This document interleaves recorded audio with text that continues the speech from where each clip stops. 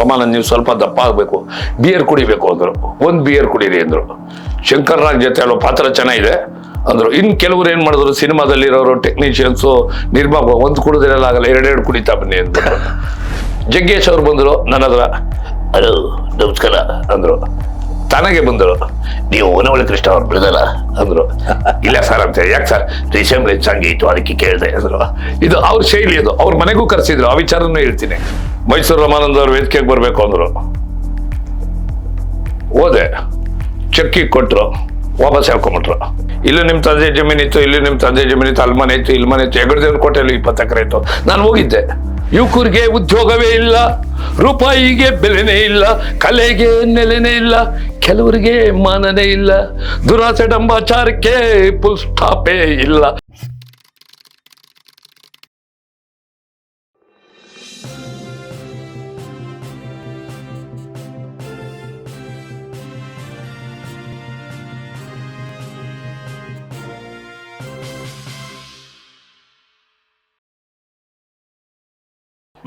ಶಾಲೆಯ ದಿನಗಳ ಬಗ್ಗೆ ನಾನು ಮಾತನಾಡಲೇಬೇಕು.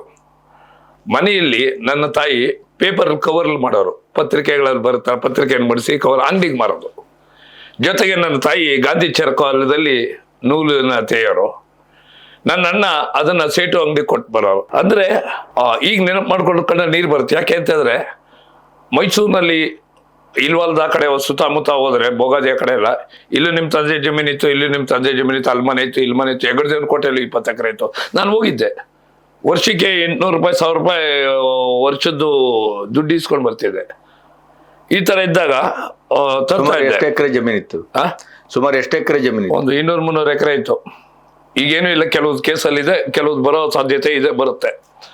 ಆದ್ರೆ ನೋವಿನ ಸಂಗತಿ ಏನಂತಂದ್ರೆ, ನನಗೆ ಬಹುಶಃ ಶಾಲೆಗೆ ಹೋಗೋ ದಿನಗಳು 5-6ನೇ ಕ್ಲಾಸು, 5ನೇ ತರಗತಿ ಇರಬೇಕು. ಶಾಲೆ ಹೋದಾಗ ಮನೇಲಿ ಅಕ್ಕಿ ಇಲ್ಲ, ಬೆಳೆ ಇಲ್ಲ. ನನ್ನ ತಾಯಿ ನನಗೆ ಹೇಳ್ತಾರೆ, ರಮಾನಂದ ಹೋಗ್ಬಿಟ್ಟು ಅವರ ತಾಯಿಯವರ ತಂಗಿ ಮಹಿಪತಿ ಅನ್ನೋರು, ಹೆಸರು ಮರ್ತೀನಿ, ಅವ್ರ ಹೆಸರು ಗೊತ್ತಿಲ್ಲ, ಅವರು ನನಗೆ ಚಿಕ್ಕಪ್ಪನೇ ಏನಾಗಬೇಕು ಅಂತ ಕಾಣುತ್ತೆ.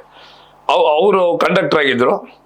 ನನ್ನ ಕೃಷ್ಣಮೂರ್ತಿಪುರಮಿಂದ ಮಂಡಿ ಮೊಹಲ್ಲಕ್ಕೆ ಅವ್ರ ಮನೆ ದೂರ ಹುಡುಕೊಂಡೋಗಿ, ನನಗೆ ಬಹುಶಃ ಎಷ್ಟು 11 ವರ್ಷನೇ ಏನೋ ಇರಬೇಕು, 11-12 ವರ್ಷ.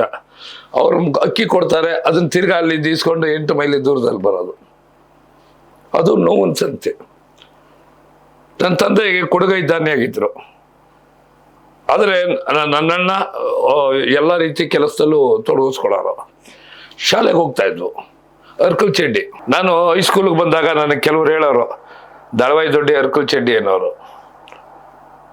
ಆದ್ರೆ ಅಲ್ಲೇ ನನಗೆ ಬಹುಶಃ ನಾಟಕಕ್ಕೆ ಪ್ರೇರೇಪಣೆ ಅಲ್ಲಲ್ಲ, ಆರ್ಡ್ವಿಕ್ ಹೈಸ್ಕೂಲಿ. ಆರ್ಡ್ವಿಕ್ ಹೈಸ್ಕೂಲ್ ಬಿಟ್ಬಿಟ್ಟೆ. ಯಾಕೆ ಬಿಟ್ಟೆ ಅಂತ ಹೇಳಿದ್ರೆ ಅದಕ್ಕೊಂದು ದೊಡ್ಡ ಕಾರಣ ಇದೆ. ನನ್ನನ್ನು ಕಳ್ಳ ಅಂದ್ಬಿಟ್ರು. ಯಾಕೆ ಅಂತ ಹೇಳಿದ್ರೆ, ನೀನು ದುಡ್ಡು ಕದ್ದಿದೀಯ ಅಂದ್ಬಿಟ್ರು ಪಕ್ಕದ ಮನೇಲಿ ಇದ್ದವರು. ಪೊಲೀಸ್ ಸ್ಟೇಷನ್ಗೆ ಕರ್ಕೊಂಡು ಹೊಟ್ಟೋದ್ರು. ಪೊಲೀಸ್ನವರು ಬೈದ್ರು, 2 ಏಟು ಹೊಡೆದ್ರು, ಅದಕ್ಕೇನು ಇದಿಲ್ಲ. ಶಾಲೆಗೆ ಕರ್ಕೊಂಡು ಬಂದ್ಬಿಟ್ರು. ಶಾಲೆಗೆ ಕರ್ಕೊಂಡು ಬಂದಾಗ ನನ್ಗೊಂಥರ ಅವಮಾನ ಆಗೋಯ್ತು. ಆಮೇಲೆ ಇಲ್ಲ ಅನ್ನೋದು ಸಾಬೀತಾಯ್ತು, ಆದ್ರೆ ಅವಮಾನ ಆಗೋಯ್ತಲ್ಲ, ಅದನ್ನ ವಾಪಸ್ ಕೊಡ್ಲಿಕ್ಕೆ ಆಗೋದಿಲ್ಲ. ಅವಾಗ ತುಂಬಾ ತುಂಟಾಟ ಮಾಡ್ತಿದ್ದೆ. ಒಂದಿನ ಏನಾಗಿತ್ತು, ನಮ್ದು ಆರ್ಡ್ವಿಕ್ ಹೈಸ್ಕೂಲ್ ಅಂತೇಳಿ ಬ್ರಿಟಿಷರ್ ಕಾಲದ ಬಿಲ್ಡಿಂಗು. ಮೇಲ್ಗಡೆ ತೊಲೆಗಳಿರುತ್ತೆ, ದೊಡ್ಡ ದೊಡ್ಡದು ತೊಲೆ ಮೇಲೆ ನಾವು ಒಂದು 3-4 ಜನ ಹತ್ತು ಕೂತಿದ್ದು. ಮೇಷ್ಟ್ರು ಬರೋ ಸಮಯದಲ್ಲಿ ಎಲ್ಲ ಇಳಿದ್ಬಿಟ್ರು. ನಾನು ಇಳಿಬೇಕು, ಮೇಷ್ಟ್ರು ಒಳಗಡೆ ಬಂದ್ಬಿಟ್ರು. ಮೇಷ್ಟ್ರು ಯಾರೋದು? KS ಅಶ್ವಥ್ ಅವ್ರ ಅಳಿಯ NR ಭಾಸ್ಕರ್ ರಾವ್. ಅವ್ರಿಗೆ ಕೆಲವು ಸಿನಿಮಾಗಳಲ್ಲಿ ಇದೆಲ್ಲ ಇದೆ, ದೊಡ್ಡ ದೊಡ್ಡ ಹಾಡುಗಳೆಲ್ಲ ಇದೆ. ಕನ್ನಡವೇ ತಾಯ್ನುಡಿಯೋ ಅನುರಾಧ ಸಿನಿಮಾದಲ್ಲೂ ಮಾಡಿದ್ದಾರೆ, ಸುಮಾರು ಲಕ್ಷಾಧೀಶ್ವರದಲ್ಲಿ ಮಾಡಿದ್ದಾರೆ. ಅವ್ರು ನೋಡಿದ್ರು, ಸರ್ ಈಗ ದುಮ್ತಿದ್ರೆ ಬೇಡ ಹಾಗೆ ಇರೋ ಅಂದ್ರು. ಏನಿತ್ತು ಸೂರು, ಇಳಿದೆ, ಜಂಪ್ ಮಾಡ್ಬಿಡ್ತಿದ್ದೆ. ಅವ್ರಿಗೋಸ್ಕರ ಇಳಿಲೇಬೇಕಲ್ಲ, ಗುರುಗಳಲ್ವಾ. ಇಳಿದಾದ್ಮೇಲೆ ನಿಂಗೊಂದು ಪನಿಷ್ಮೆಂಟ್ ಕೊಡ್ತಿದ್ರು. ಅದು ಬಣ್ಣ ಹಾಕಕ್ಕೆ ದಾರಿ ಆಯ್ತು ಅಂತ ಕಾಣುತ್ತೆ. ಹೇಗೆ ಅಂತಂದ್ರೆ, ಮಂಡಿ ಊರು ಕೂತ್ಕೊಂಡ್ರು, ದೊಡ್ಡದು ಒಂದು ಜೋಕರ್ ಟೋಪಿ ಹಾಕಿದ್ರು, 3 ನಾಮ ಬರೆದ್ಬಿಟ್ರು, ಈಗ ಕೂರಿಸ್ಬಿಟ್ರು. ಈಗ ಅಲ್ಲಿ ಸಾವಿರಾರು ವಿದ್ಯಾರ್ಥಿಗಳು ಎಲ್ಲ ಈಗ ನಾನು ನೋಡ್ತಾರೆ, ಅದು ನಗ್ತಾ ಹೋಗ್ತಾ ಇದ್ದಾರೆ. ನಾನು ಈಗ ಅಂತೀನಿ, ಒಂಥರ ಅಳು ಬರೋ ಥರ ಆಗುತ್ತೆ, ನಗುನು ಬರೋ ಥರ ಆಗುತ್ತೆ, ಏನು ಹೇಳೋಕ್ಕಾಗಲ್ಲ. ಸುಮ್ಮನೆ ಇದ್ದೆ. ಎಲ್ಲ ಬಿಟ್ಟರು. ಟೋಪಿ ತೆಗೆದಿದ್ದೆ, ಇದು ನಡೆಸ್ಬಿಟ್ಟಿದ್ದೆ. ಅವತ್ತೇನೆ ಆ ಸ್ಕೂಲ್ಗೆ ವಿದಾಯ ಹೇಳಿ 8ನೇ ತರಗತಿ ಬಿಟ್ಟು 9 ಹೊತ್ತು ದಳವಾಯಿ ಸ್ಕೂಲಿಗೆ ಸೇರಿಬಿಟ್ಟೆ. ಆದರೆ ಬಹುಶಃ ಅಲ್ಲಿ ಬಣ್ಣ ಹಾಕಿದ್ರಲ್ಲ ಅವರು, ಅದು ಬಹುಶಃ ನನ್ನ ಬಣ್ಣದ ಬದುಕಿಗೆ ನಾಂದಿ ಆಯ್ತು ಅಂತ ಕೇಳುತ್ತೆ. 8ನೇ ಆಮೇಲೆ ನಾನು ಏಕಪಾತ್ರ ಅಭಿನಯಗಳನ್ನ ಜಾಸ್ತಿ ಮಾಡಕ್ಕೆ ಶುರು ಆಯಿತು. 5ನೇ ತರಗತಿಲಿ ನಾವೆಲ್ಲ ಗೌರ್ನಮೆಂಟ್ ಶಾಲೆಯಲ್ಲಿ ಓದ್ದವರು. ಗೌರ್ನಮೆಂಟ್ ಶಾಲೆಯಲ್ಲಿ ಓದಿದಾಗ ಈ ಶಾಲೆಗೆ ಫಸ್ಟ್ ಹೋಗ್ತಾ ಇದ್ವು. ಫಸ್ಟ್ ಹೋದ್ರೆ ಕಸ್ಬರ್ಕೆ ಕೈಯಲ್ಲಿ ಹಿಡ್ಕೊಂಡು, ಅದು 5-6 ಎಕರೆಗೆ ಲಕ್ಷ್ಮೀಪುರಂ ಶಾಲೆ ಅಂತ ಹೇಳಿದ್ರೆ ನಾವು ಕಸ ಗುಡಿಸೋದು ಪೈಪೋಟಿ ನಮ್ಮ ಹುಡುಗರಿಗೆ. ನಾವು ಶಾಲೆ ಕ್ಲೀನ್ ಮಾಡಬೇಕು ಅಂತ ನಾವು ಕ್ಲೀನ್ ಮಾಡಾಕೋದು, ಬೆಂಕಿ ನಮ್ಮ ಕೇಳ್ಕೊ ಹಾಕಿಸ್ತಾ ಇರಲಿಲ್ಲ. ಈ ಥರದ್ದು ಎಲ್ಲ ರೀತಿಯ ಆಟಗಳನ್ನ ಆಡ್ತಾ ಇದ್ವು. ಆಟ ಆಡ್ತಾ ಇದ್ದಾಗ ಒಂದು ಮಾತ್ರ ಭಾಳ ಸ್ಪಷ್ಟವಾಗಿ ನೆನಪಿದೆ. ನನ್ನ ಸ್ನೇಹಿತ ಒಬ್ಬ ಅರಸು ಅಂತೇಳಿ, ಅವ್ರ ಮನೆಗೆ ಮೈಸೂರಿನ ಜಯಚಾಮರಾಜೇಂದ್ರ ಒಡೆಯರ್ ಬರೋರು. ಅವನ ಸಾರಥ್ಯದಲ್ಲಿ ಮರ್ಕೋತಿ ಆಟ ಆಡ್ತಾ ಇದ್ವು. ಈಗ ಮರ್ಕೋತಿ ಅಂದ್ರೆ ಈ ಜನರೇಷನ್ ಗೊತ್ತೇ ಇಲ್ಲ ಬಿಡಿ. ಮೇಲಿಂದ ಹೊಂಗೆ ಮರದ ಮೇಲಿಂದ ಒಂದು ಕೆಳಗಡೆ ಕಲ್ಲು ಬಂಡೆ ಮೇಲೆ ನನ್ನ ಬೆನ್ನು ಬಿದ್ದುಬಿಡ್ತು. ಮೇಲಿಂದ ಉಳ್ಕೊಂಡು ಬಿದ್ದುಬಿಟ್ಟೆ ಏನಾಗೋಯ್ತು, ಕಣ್ಣು ಮೇಲ್ಮೇಲಕ್ಕೆ ಬಿಟ್ಬಿಟ್ಟೆ. ಏನಾಗ್ತಾ ಇದೆ ಅನ್ನೋದು ಗೊತ್ತಾಗ್ತಾ ಇಲ್ಲ. ಎಲ್ಲರನ್ನು ನೋಡ್ತಾ ಇದ್ದೀನಿ ಅಷ್ಟು ಮಾತ್ರ ಗೊತ್ತು. ಆಗ ಅರಸು ಅನ್ನೋನೇನು ಮಾಡ್ದ, ನಮ್ಮ ಮನೆಗೆ 4 ಜನ ಆ ಕಡೆ 2 ಕಾಲು ಹಿಡ್ಕೊಂಡು ಈ ಕೈ ಹಿಡ್ಕೊಂಡು ಎತ್ಕೊಂಡು ಹೋಗ್ತಾ ಇದ್ದಾರೆ. ನಾನೀಗ ನೋಡ್ತಾ ಇದ್ದೀನಿ ಆ ನೋವಲ್ಲಿ. ಎಲ್ಲ ನಾನು ನೋಡ್ತಿದ್ದಾರೆ, ಓ ಬಹುಶಃ ಸತ್ತೋಗ್ಬಿಟ್ಟಿಯಾನೆ ರಮಾನಂದ ಅಂದ್ಬಿಟ್ಟು ನಮ್ಮ ಮನೆಗೆ ತೊಗೊಂಡು ಬಂದು ನಮ್ಮ ತಾಯಿ ಹೇಳ್ತಾ ಇದ್ದಾರೆ ಜೋರಾಗಿ. ಎತ್ಕೊಂಡು ಬರ್ತಾ ಇರ್ಬೇಕಾದ್ರೆ ಮುಂದೆ ಹೋಟ್ಲಿದೆ ಮಂಗಳೂರವ್ರದ್ದು, ಗೋವಿಂದ ಭಟ್ರದ್ದು ಅಂತೇಳಿ, ಅಲ್ಲಿ ತೊಗೊಂಬಂದು ಈಗ ಮಲಗಿಸೋರು ಅಂದ್ಬಿಟ್ಟು ನಮ್ಮಮ್ಮ ಉಪ್ಪು ಹಾಕಿ ಉಪ್ಪನ್ನ ಒಂದು ಹುರಿದ್ಬಿಟ್ಟು ಬಟ್ಟೆ ಹಾಕಿ ಈಗೆಲ್ಲಾದ್ರು ನಾನು ಸಾಯಂಕಾಲಕ್ಕೆ ರೆಡಿ ಆಗ್ಬಿಟ್ಟೆ. 6 ಗಂಟೆಗೆ ರೆಡಿಯಾಗಿ ಆಟ ಆಡೋಕೆ ಹೊರಟೋದೆ. ಆದರೆ ಅದು ಸುಮಾರು ಜನ ಅವಾಗ ನನ್ನ ಸತ್ತೋಗ್ಬಿಟ್ಟು ಅನ್ಕೊಂಡ್ಬಿಟ್ಟು ಇದು ಮಾಡಿದ್ರು. ಆಮೇಲೆ ಏನಾಯಿತು, ಈ ದಳವಾಯಿಗೆ ಬಂದನಲ್ಲ, ದಳವಾಯಿ ಅಂತ ಹೇಳಿದ್ರೆ ಸುಮಾರು ಒಂದು 3 ಮೈಲಿ ಆಗುತ್ತೆ. ನಡ್ಕೊಂಡು ಹೋಗೋದು, ನಡ್ಕೊಂಡು ಬರೋದು. ಸ್ಕೂಲ್ಗೆ ಹೋಗ್ಬೇಕಾದ್ರೆ ಈಗಂತರ ನಮಗೆ ಬಸ್ಸು ಇಲ್ಲ, ಸೈಕಲ್ಲು ಇಲ್ಲ, ಏನೇನು ನಡ್ಕೊಂಡು ಹೋಗ್ಬೇಕು. ಅಲ್ಲೇನಾಗೋದು, ದಳವಾಯಿ ಸ್ಕೂಲಲ್ಲಿ 8ನೇ ತರಗತಿಲಿ ನಮ್ಮ ಶಾಲೆಯಿಂದ ಮೂಲೆಗೆ MP ಶಂಕರ್ ಅವ್ರ ಮನೆ. ಅವಾಗ ಕಾಡಿನ ರಹಸ್ಯ ಶೂಟಿಂಗ್ ತೆಗಿತಾ ಇದ್ರು. ಯಾರು MP ಶಂಕರ್ ಅವರು. ಅವ್ರ ಮನೆಗೆ ಪರಿಚಯ ಆಯಿತು ರಸ್ತೆಯಲ್ಲಿ. ನನ್ನ ಮಾತುಕತೆ ಒಂಥರ ನೇರವಾಗಿ ಮಾತಾಡ್ಬಿಡ್ತಿದ್ದೆ. ಇಲ್ಲ ಮೈಕಿಗೆ ಹಾಕ ಅನೌನ್ಸ್ ಮಾಡಕ್ಕೆ ಹೋಗ್ತೀಯ ಅಲವಲ ಅಂತ ಹೇಳಿ. ಹಾಗೆ ಸರ್ ನಮಸ್ಕಾರ ಸರ್, ಕುಲದಲ್ಲಿ ಕಿಡಿ ಹೌದು ಭಾರಿ ಫೇಮಸ್ ಆಯಿತು. ಅವ್ರ ಮುಂದೆನೂ ಹೇಳ್ಬಿಡ್ತಿದ್ದೆ. ಅವ್ರಿಗೆ ಖುಷಿ ಪಡೋರು. ಏನು ನಿನ್ನ ಹೆಸರು? ರಮಾನಂದ ಸರ್, ಬರ ಮನೆಗೆ ಅಂದರು. ಹೋಗಕ್ಕೆ ಶುರು ಮಾಡಿಬಿಟ್ಟೆ. ಹಳೆ ಕಾಲದ ಮನೆ ಒಳಗಡೆನೆ ಏಣಿ ಗಿಣಿ ಇರೋದು. ಒಳಗಡೆ ಸರ್ ನಮಸ್ಕಾರ, ಅಮ್ಮ MP ಶಂಕರ್ ಇದ್ದಾರ, ಬಾಪ ಇದ್ದಾರೆ ರೀ, ರಮಾನಂದ ಬಂದಾರಿ ಅನ್ನೋರು. ಕೂತ್ಕೊಳ್ತೆ ಇಷ್ಟು ಎತ್ತರ ಲೋಟದಲ್ಲಿ ಬಾದಾಮಿ ಅಲ್ಲಿ ಕೊಡೋರು, ಕುಡಿತಿದೆ. ಹೀಗೆ ಅವ್ರನ್ನ ಪ್ರತಿದಿನ ಭೇಟಿ ಆಗೋದಾಗೋಯ್ತು. ಆಮೇಲೆ ಒಂದಿನ ಅವರು ಬಂದರು ಶೂಟಿಂಗ್ ಮುಗಿಸ್ಕೊಂಡು. ನಾನು ಸಂಜೆ ಸಮಯ ಯಾವಾಗಲೂ ಹೋಗ್ತಿಲ್ಲ, ಬೆಳಗ್ಗೆ ಸಮಯನೇ ಅವ್ರನ್ನ ಮಾತಾಡಿಸ್ತಾ ಇದ್ದಿದ್ದು. ಸರ್ ಇದೇನು ಸರ್ ಇಂಥ ದೊಡ್ಡ ಗಾಯ ಆಗ್ಬಿಟ್ಟು ಹುಲಿ ಹೊಡೆದ್ಬಿಡ್ತು ರಮಾನಂದ ಕಾಡಿನ ರಹಸ್ಯದಲ್ಲಿ ಅಂದರು. ಇಲ್ಲಿ ಪಟ್ಟಿ ಹಾಕಿದ್ರು. ಇದು ಒಂದಾದ್ಮೇಲೆ ಇದನ್ನ ಯಾರು ನಮ್ಮ ಅಂಬರೀಷ್ ಅವರು, ನಾನು, ಮಾಧು, ಸುದಿ, ನಾವೆಲ್ಲ ಹರ್ಷಕುಮಾರ್ ಗೌಡ ಅಂತೇಳಿ ಅಲ್ಲಿ MLA ಆಗಿದ್ರು. ಅವ್ರ ತಮ್ಮಂದು ಅಮೃತ್ ಬೇಕ್ರಿ ಬಳ್ಳಾರಿ ಹೋಟ್ಲ್ ಪಕ್ಕ ಅಲ್ಲಿದ್ವು. ಅಂಬರೀಷ್ ಸ್ಕೂಟ್ರಲ್ಲಿ ಡುಕ್ ಅಂದ್ಕೊಂಡು ಬಂದರು. ಅಂಬರೀಷ್ ನನಗೆ ಬಾಲ್ಯದಿಂದಲೂ ಚೆನ್ನಾಗಿ ಗೊತ್ತು. ಬಂದವರು, ಒಂದು ಅರ್ಧ kg ಕಡಲೆಕಾಯಿ ಬೀಜ ಕೊಡ ಅಂದರು. ನನ್ನ ಫ್ರೆಂಡ್ ಕೇಳ್ದ, ಏನಪ್ಪ ಜೋರಾಗಿ ತರಾಕೊಂಡ್ಬಿಟ್ಟಿದ್ಯಲ್ಲ ನೀನು ಅಂತ ಕೇಳಿದ್ರು. ಮಾಧು ಅನ್ನೋರು, MP ಶಂಕರ್ ಕೊಟ್ಟಾಕಣ ಹೀಗೆ ಹೇಳಿದ್ದವರು ಅಂಬರೀಷು. ಹೌದಾ, ನೀನು ಬಿಡಪ್ಪ ಸಾಕತ್ತಾಗಿ ಸೂಪರಾಗಿ ಹೊಡೆದ್ಬಿಡ್ತೀಯ ಡೈಲಾಗ್ಗಳು ಅಂತ ನಮ್ಮ ಫ್ರೆಂಡ್. ನೀ ಏನು ಮಾಡ್ತಾ ಇದೆಯೋ ಅಂತ ಹೇಳ್ದ. ಏನಪ್ಪ ನೀನು ಬೆಂಗಳೂರಿಗೆ ಬಂದಾಗ ನೀನು ಎಲ್ಲಿ ನೋಡಿದ್ರು ಸಿಗೋದೇ ಇಲ್ವಲ್ಲ. ನಾನು ಅಲ್ಲಿ ವುಡ್ಲ್ಯಾಂಡಲ್ಲಿ ಇರೋನು, 8 ಜನ ಸ್ನೇಹಿತರು ಬರೋರು, ಬರ್ತಾರೆ ಹೋಗ್ತಾರೆ, ನನಗೆ ಹೊಡೆದ್ಬಿಟ್ಟು ಹೋಯ್ತಾರೆ ಹೀಗೆ ಹೇಳ್ಬಿಟ್ಟು ಅಂಬರೀಷ್ ಹೇಳಿದ್ದು. ಆಮೇಲೆ ಕಡಲೆಕಾಯಿ ಬೀಜ ತಗೊಂಡು ಬತ್ತಿ ಕಡ್ರ ಅಂದ್ಬಿಟ್ಟು ಹೊಟ್ಟೋಗ್ಬಿಟ್ರು. ಅವಾಗ ಅಂಬರೀಷ್ ಅವರು ಭಾಳ ಆತ್ಮೀಯರಾಗಿದ್ದರು. ರಾಜೇಂದ್ರ ಸಿಂಗ್ ಬಾಬು ಅವ್ರ ತಮ್ಮ ಒಬ್ರು ಇದ್ರು, ಪಾಪಣ್ಣೆ ಅಂತ. ಅವ್ರಿಗೆ ಸಂಗ್ರಾಮ್ ಸಿಂಗ್ ಅಂತ ಹೆಸರಿಟ್ಟಿದ್ರು ಸಿನಿಮಾಲಿ. ಬಂಗಾರ ಅಂಬರೀಷ್ ಅದ್ರಲ್ಲಿ ಮಾಡಿದ್ದಾರೆ. ಬರೀ ಸಿಗರೇಟ್ ಸೇದ್ಕೊಂಡು ರಿಂಗ್ ಬಿಡೋದು ಅಷ್ಟೇ, ಒಂದು ಸ್ಕೂಟ್ರಲ್ಲಿ ಆ ಕಡೆ ಈ ಕಡೆ ಕಡಿದು. ಬಹುಶಃ ಅದೇ ಮೊದಲನೇ ಸಿನಿಮಾ ಅವ್ರದ್ದು. ಅದನ್ನ ಇದೆಲ್ಲ ಮಾಡ್ಕೊಂಡು ಇವ್ರ ಜೊತೆಯಲ್ಲಿ ಇದಾಗೋದು. ಆಗ ಅವರು ಮೃಗಾಲಯದಲ್ಲಿ ಕೊಟ್ಟಿದ್ರಲ್ಲ MP ಶಂಕರ್, ಅವಾಗ ಅವತ್ತು ಸಿಕ್ಕಿದ್ದು ಅದೇ ದಿನ MP ಶಂಕರ್ ಮನೆಗೆ ಹೋದೆ. ಪಂಚವಟಿ ಅಂತ ಜಯಲಕ್ಷ್ಮೀಪುರಮ್ಮ ಒಂಟಿ ಕೊಪ್ಪಲ ಮನೆ ಮರ್ತಿದೆ. ಜಯಲಕ್ಷ್ಮಿ ಹೋದೆ. ದೊಡ್ಡ ಮನೆ, ಭಾಳ ದೊಡ್ಡ ಮನೆ ಕಟ್ಟಿದ್ರು. ಶಾಂತೋ ರಮಾನಂದ ಬಂದ, ಬಹುಶಃ ಅದೇ ಹೆಸರು ಇರಬೇಕು. ಬರೆದು ಮತ್ತೆ ಇಷ್ಟ ಹತ್ರ ಬಾದಾಮಿ ಅಲ್ಲಿ ಕೊಟ್ಟರು. ಕುಡಿಕ್ ಆಗ್ತಿರ್ಲಿಲ್ಲ. ಅಂದ್ರೆ ಅವ್ರ ಮನೆಗೆ ಹೋದ್ರೆ ಎಲ್ಲವೂ ಅದು ದೊಡ್ಡದ್ರಲ್ಲೇ ಕೊಡೋದು, ಊಟನೂ ಹಾಗೆ ಎಲ್ಲವೂ ಕೊಡಿದ್ಲೆ. ನಾನು ಸರ್ ಏನ್ ಸರ್, ನಾನು 8ನೇ ತರಗತಿಯಿಂದ ಈಗಲೂ ಬರ್ತಾ ಇದ್ದೀನಿಲ್ಲ ಸರ್, ಓದು ತಿಲಾಂಜಲಿ ಇಟ್ಬಿಟ್ಟೆ, ಒಂದು ಅವಕಾಶ ಕೊಡ್ಲೇ ಇಲ್ವಲ್ಲ ನೀವು ಅಂತೇಳಿ. ರಮಾನಂದ್ ನಿಮಗೆ ಶನಿ ಮಹಾದೇವಪ್ಪ ಗೊತ್ತಾದ್ರು? ಗೊತ್ತು ಸರ್ ಅಂತಿದೆ. ಅವ್ರ ಮಗನ ಪಾರ್ಟ್ ಮಾಡಿದ್ದೀನಿ ಸರ್, ಅಪೂರ್ವ ಸಂಸಾರ ಬಿ ರಾಮಮೂರ್ತಿ ಅವ್ರ ಸಿನಿಮಾದಲ್ಲಿದ್ದೆ. ಹೌದಾ, ಅವರು ಬಹಳ ಒಳ್ಳೆ ಆರ್ಟಿಸ್ಟ್ ಭರತ್. ಅವ್ರ ನಾಟಕವನ್ನ ಜವಾಹರ್ಲಾಲ್ ನೆಹರು ಪ್ರಧಾನಮಂತ್ರಿ ಆಗಿದ್ದಾಗಲೇ ನೋಡಿದ್ರು. ಆದರೆ ಅವ್ರಿಗೆ ಚಿತ್ರರಂಗ ಸರಿಯಾಗಿ ಬೆಳೆಸ್ಕೊಳ್ಳಿಲ್ಲ. ಆದ್ರು ರಮಾನಂದ್ಗೆ ಒಳ್ಳೆ ಪಾತ್ರವನ್ನು ಕೊಡಬೇಕು. ನೀನು ಗೆಲ್ತೀಯ, ನಿನ್ನ ಶಕ್ತಿ ಇದೆ, ಸಾಮರ್ಥ್ಯ, ಮಾತಾಡೋ ಶೈಲಿ ಇದೆ, ನಿನಗೆ ಒಂದೊಳ್ಳೆ ದಿನ ಬರುತ್ತೆ ಅಂತ ಹೇಳೋರು. ಆದರೆ ಅವರು ಸಿಕ್ಕಿದಾಗೆಲ್ಲ ಮಾತಾಡ್ತಾರೆ. ಎಲ್ಲೇ ದೂರದಲ್ಲಿ ಎಷ್ಟೇ ಜನ ಗುಂಪಲ್ಲಿ ದೊಡ್ಡ ದೊಡ್ಡ ನಿರ್ಮಾಪಕರು ನಟರು ಇದ್ರು, ನಾನು ದೂರದಲ್ಲಿದ್ದೆ, ನನ್ನನ್ನು ಬಂದು ಮಾತಾಡ್ಸ್ಕೊಂಡು ಹೋಗ್ಬಿಡೋಣ. ಇದು ಭಾಳ. ಆಮೇಲೆ ಗಂಧದ ಗುಡಿ 100ನೇ ದಿನ ಸಮಾರಂಭ ಮೈಸೂರಿನ ಕ್ರಾಫರ್ಡ್ ಹಾಲಲ್ಲಿ ನಡೀತು. ಕ್ರಾಫರ್ಡ್ ಹಾಲಲ್ಲಿ ನಡೆದಾಗ ನನ್ಗೆ ಹೋಗ್ಬೇಕು ಅನ್ನಿಸ್ತು. ಆದರೆ ನಮ್ಮನ್ನು ಬಿಡ್ತಾರ ಇಲ್ವೋ ಸಿನಿಮಾದವರು. ರಾಜ್ಕುಮಾರ್ ಅವ್ರದ್ದು 150ನೇ ಸಿನಿಮಾ. ನಾನೇನು ಮಾಡಿದೆ, ನನಗೆ ಗೊತ್ತಿರೋದು ಇರೋ ವಿಚಾರ, ಕೈ ಹಾಕೊಂಡು ತಲೆ ಬಾಚ್ಕೊಂಬಿಟ್ಟು, ಟೈ ಹಾಕೊಂಬಿಟ್ಟು, ಒಂದು ಹವಾ ಚಪ್ಪಲಿ ಹಾಕೊಂಬಿಟ್ಟು, ನಮ್ಮ ಅಪ್ಪನ ಇದಾಕೊಂಡು ಟೈ ಯಾರ ಹತ್ರ ಇಸ್ಕೊಂಡು ಕೋಟ್ ಹಾಕೊಂಡು ಸೀದಾ ಹೋಗಿ ಮುಂದ್ಗಡೆ ಯಾರನ್ನೂ ಮಾತಾಡಿಸ್ಲಿ, ಮುಂದ್ಗಡೆ ದೊಡ್ಡ ಸಾವುಕಾರನ ಮಗಂತಲ್ಲ, ಯಾವುದೋ ಒಂದು ಉಗ್ರ ಇಸ್ಕೊಂಡು ಈಗ ಕೂತ್ಬಿಟ್ಟೆ ಯಾರನ್ನೂ ಜಯಂತಿ ನನ್ನ ಪಕ್ಕ ಬಂದು ಕೂತ್ರು. ಅವರು ಈಗಂದ್ರೆ ಏನಪ್ಪ ಅಂತ, ಈಗಂದೆ ಯಾರು ಏನು ಅಂತ ಕೇಳ್ಬೋದು, ಓಡಿಸ್ಬಿಟ್ಟಿಲ್ಲ. ಅವಾಗ ರಾಜೇಂದ್ರ ಇವರು ತೆಲುಗಿನ ನಟರು ಮಾತಾಡಿದ್ರು ಫಸ್ಟು. ಚೆನ್ನಾಗಿ ನೆನಪಿದೆ ನನಗೆ. ರಾಜ್ಬಾಬು ಅಂತೇಳಿ ಕಾಮಿಡಿಯನ್ನು. ನಾನು 500 ಸಿನಿಮಾಗಳಲ್ಲಿ ಮಾಡೀನಿ, ಕನ್ನಡ ಸಿನಿಮಾದಲ್ಲೇ 100 ಸಿನಿಮಾ ಮಾಡೀನಿ, ಈಗ ಬಂದು ಆಗೋಗೋದು ಅಂತ. ಈಗ ಬಂದು ಆಗೋಟಾಗ್ತಾ ಇದೆ. ರಾಜ್ಕುಮಾರ್ ಅಂಟೆ, ಶಾನ ಪೆದ್ದವಾಳು, ಇಂಥ ಆರ್ಟಿಸ್ಟ್ ನಾ ನೋಡೇ ಇಲ್ಲ ಅಂದ್ಕೊಂಡು ತೆಲುಗಲ್ಲೆಲ್ಲ ಮಾತಾಡಿದ್ರು. ಇದು ಆಯ್ತು. ಆ ಸಮಯದಲ್ಲಿ ಒಂದು ಮಾತು ಹೇಳಿದ್ರು ಭಗವಾನೇ ಹೇಳಿದ್ದು, ನೋಡಿ ಈಗ ಒಂದು ಲೈಟ್ ಹಾಕ್ತೀವಿ, ಈ ಲೈಟಿಗೆ 1 ಲಕ್ಷ ರೂಪಾಯಿ ಆಗುತ್ತೆ, ದಯವಿಟ್ಟು ಕೈ ಅಲ್ಲಾಡ್ಸೋದು, ಕೈ ಎತ್ತೋದು ಇದು ಮಾಡಬೇಡಿ, ಒಂದೇ ಲೈಟು ಅಂದರು. ಇಷ್ಟು ಸಣ್ಣದ ಬಲ್ಪು ಸರ್, ಈಗ ಮೇಲೆ ಹಾಕಿದ್ರು ಸರ್, ಇಡೀ ಕ್ರಾಫರ್ಡ್ ಹಾಲು ಜಗಿಸ್ಬಿಡ್ತು. ಶೂಟಿಂಗ್ ಮಾಡಿಕೊಂಡ್ರು. ಅಂದರೆ 100ನೇ ದಿನದ ಸಮಾರಂಭದ್ದು ಚಿತ್ರೀಕರಣ ಮಾಡಿಕೊಂಡ್ರು. ಅದು ನನಗೆ ಭಾಳ ಇದಾಯಿತು. ರಾಜಬಾಬು ಏನು ಸಣ್ಣ ಪುಟ್ಟ ಪಾತ್ರ ಮಾಡಿದ್ರು, ಹಾಗೆ ನಾನು ಮೈಸೂರಿನಲ್ಲಿ ಮಾದೇವ, ಶಿವಮ್ಮ ಇವರೆಲ್ಲ ಜೂನಿಯರ್ ಆರ್ಟಿಸ್ಟೇ ಕರ್ಕೊಂಡವರು. ನಾನು ಸಿರಿತನಕ ಸವಾಲು, ಆಂಧ್ರ ಜೇಮ್ಸ್ ಬಾಂಡ್, ಕೃಷ್ಣ ಅವರ ಸಿನಿಮಾಗಳಲ್ಲಿ, ಮತ್ತು ಪ್ರತಿಮಾ, ಈ ಕೆಲವು ಸಿನಿಮಾಗಳಲ್ಲಿ ಒಂದು 10 ಸಿನಿಮಾದಲ್ಲಿ ಈಗ ಬಂದು ಆಗೋಗ್ತಿದ್ದೆ, ಡೈಲಾಗ್ ಎಲ್ಲೂ ಸಿಕ್ಕಿರಲಿಲ್ಲ.